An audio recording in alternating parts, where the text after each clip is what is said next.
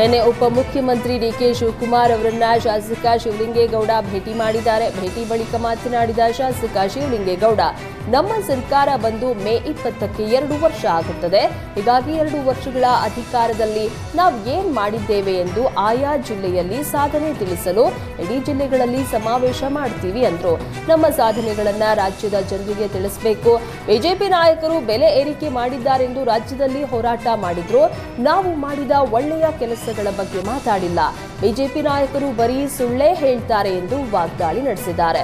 ಹಾಗೂ ಬೆಲೆ ಏರಿಕೆಗೆ ಕೇಂದ್ರದ ನೀತಿಯೇ ಕಾರಣ.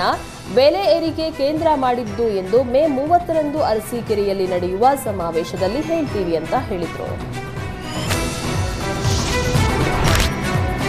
ಪಹಲ್ಗಾಮ್ ಕೃತ್ಯಕ್ಕೆ ಪ್ರತೀಕಾರವಾಗಿ ಯೋಧರು ಆಪರೇಷನ್ ಸಿಂಧೂರ ನಡೆಸಿ ಉಗ್ರರ ನೆಲೆ ನಾಶ ಮಾಡಿದ ಬೆನ್ನಲ್ಲೇ ಭಾರತ ಪಾಕಿಸ್ತಾನ ನಡುವೆ ಉದ್ವಿಗ್ನ ವಾತಾವರಣ ಉಂಟಾಗಿದ್ದು, ಸಾಮಾಜಿಕ ಜಾಲತಾಣಗಳಲ್ಲಿ ಪ್ರಚೋದನಾಕಾರಿ ಪೋಸ್ಟ್, ವಿಡಿಯೋ ಹಂಚಿಕೆ ಮಾಡುವವರ ಮೇಲೆ ಕೋಲಾರ ಪೊಲೀಸರು ನಿಗಾ ಇಟ್ಟು ಕಾನೂನು ಕ್ರಮ ವಹಿಸ್ತಾ ಇದ್ದಾರೆ.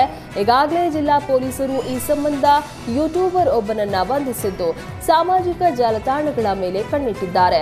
ಯುದ್ಧದ ಪರ ವಿರೋಧ ಕುರಿತು ಸಾಮಾಜಿಕ ಜಾಲತಾಣಗಳಲ್ಲಿ ಚರ್ಚೆ ನಡೆಸ್ತಾ ಇದ್ದು, ಕೆಲ ಕಿಡಿಗೇಡಿಗಳ ಮೇಲೆ ಜಿಲ್ಲಾ ಪೊಲೀಸ್ ವರಿಷ್ಠಾಧಿಕಾರಿ ನಿಖಿಲ್ ಬಿ ನೇತೃತ್ವದಲ್ಲಿ ಸಾಮಾಜಿಕ ಜಾಲತಾಣದ ಮೇಲೆ ತೀವ್ರ ನಿಗಾ ಇಡಲಾಗಿದೆ.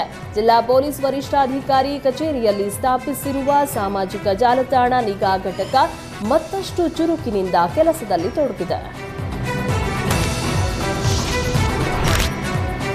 ಕುಕ್ಕೆ ಸುಬ್ರಹ್ಮಣ್ಯ ಅಧ್ಯಕ್ಷ ಗಾದಿಗೆ ಹರೀಶ್ ಇಂಜಾಡಿ ಆಯ್ಕೆ ಬೆನ್ನಲ್ಲೇ ಮತ್ತೆ BJP Congress rowdy sheeter war ಜೋರಾಗಿದೆ. ಸಾಮಾಜಿಕ ಜಾಲತಾಣದಲ್ಲಿ ಕಾಂಗ್ರೆಸ್ ವಿರುದ್ಧ ಬಿಜೆಪಿ ಆಕ್ರೋಶ ವ್ಯಕ್ತಪಡಿಸಿದೆ.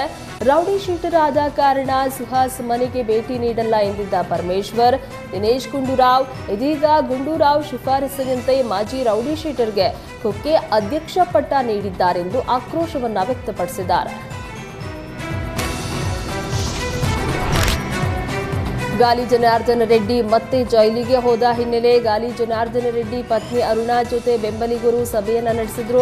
ವಿಡಿಯೋ ಕಾನ್ಫರೆನ್ಸ್ ಮೂಲಕ ಅರುಣಾ ಲಕ್ಷ್ಮಿ ಬೆಂಬಲಿಗರ ಸಭೆ ನಡೆಸಿದ್ರು. ಸಭೆಯಲ್ಲಿ ಬಿಜೆಪಿ ಜಿಲ್ಲಾಧ್ಯಕ್ಷ ಬಸವರಾಜ ದಡೇಸಗೂರ್, ಮಾಜಿ ಅಧ್ಯಕ್ಷ ವಿರೂಪಾಕ್ಷಪ್ಪ ಸಿಂಗನಾಳ ಸೇರಿ ನೂರಾರು ಬೆಂಬಲಿಗರು ಭಾಗಿಯಾಗಿದ್ರು.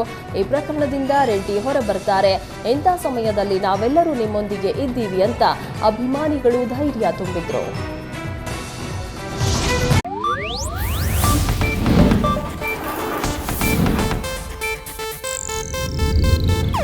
ಇದು ಏಷ್ಯಾನೆಟ್ ನ್ಯೂಸ್ ನೆಟ್ವರ್ಕ್ ಪ್ರಸ್ತುತಿ.